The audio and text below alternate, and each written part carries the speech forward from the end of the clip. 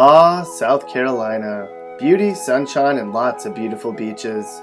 Most of America doesn't know how truly special the Palmetto State really is. While lots of places in South Carolina are truly fabulous, there's also cities here that have some major issues. The worst parts of South Carolina. You know when you see them, they're the parts of South Carolina where you don't want to live. The goal today is to highlight the cities in South Carolina that are the worst of them all. How do we do it? We measure the things most bad cities have. You know, where people are broke, where lots of people don't have a job, and where crime is sky high. We even measured the public school education levels. Let's get started. Shall we begin?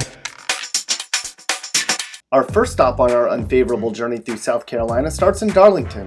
While most Americans know Darlington is home to the Darlington Raceway, people in Darlington County know it for what it really is: crummy.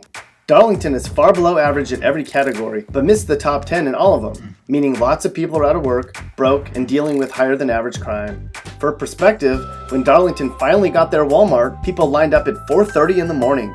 That's how lousy Darlington is. Way up near North Carolina in Marlborough County is the city of Bennettsville. Here, the unemployment rate is above 8%, which is the second highest in the entire state. As you can imagine, income levels mean lots of folks struggle, and homes are the 10th cheapest in South Carolina as a result.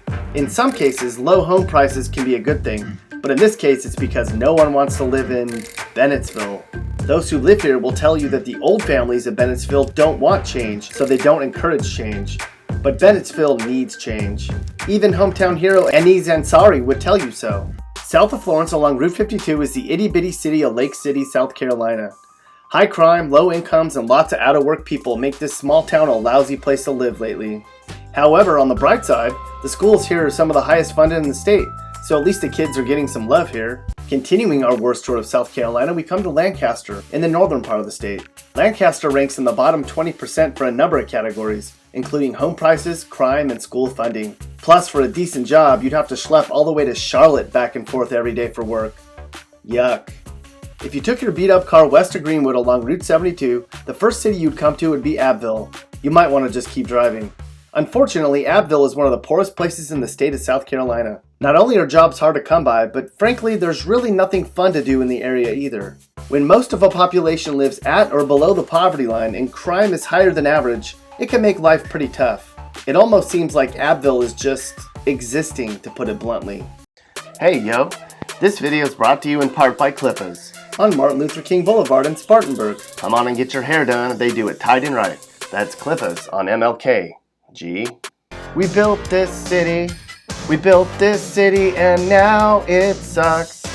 Welcome to Mullins, the 5th worst place to live in South Carolina. What makes Mullins such a lousy place to live? The schools here are very substandard, the economy is in the pits, and lots of businesses and factories are shutting down, especially since tobacco farming is getting less and less popular. But at least they have a Walmart now. That's fabulous. Sunshine on my shoulders makes me happy. Not here. Mullins actually has one of the least number of sunny days in the state too. Where's the 4th worst place to live in the state of South Carolina? The people in Marion might not be too happy to hear it, but it's you. The crime in Marion is the 6th highest in the state, and there were 2 murders here 2 years ago.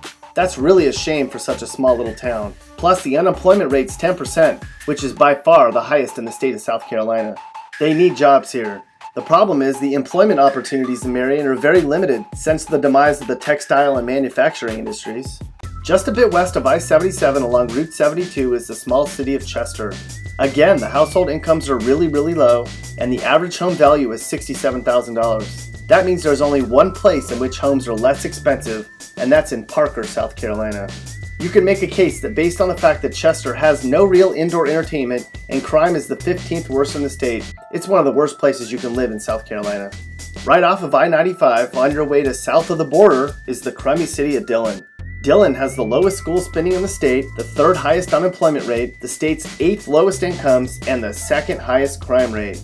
Residents here have a 1 in 61 chance of being the victim of a violent crime, meaning raped, attacked, or murdered. And they have a 1 in 8 chance of being robbed each year. That's off the charts high, even for South Carolina. Plus, after south of the border gets old, you have to go to Lumberton, North Carolina for fun, which happens to be the most dangerous city in that state. Where's the worst place to live in South Carolina? That would be Allendale, hands down. This place is extremely rural and poor. In fact, if you're looking for relative isolation, a slower pace of life, low living costs, and don't need to worry about looking for a job or having anything to do nearby, it might work for you. And the crime. This is the most dangerous place in the state. If you don't lock something up at night here, it'll be gone by morning. To top it off, the schools are some of the worst in the state too. If you don't live in Allendale or any of the other South Carolina cities we mentioned, you don't have it too badly. Congratulations.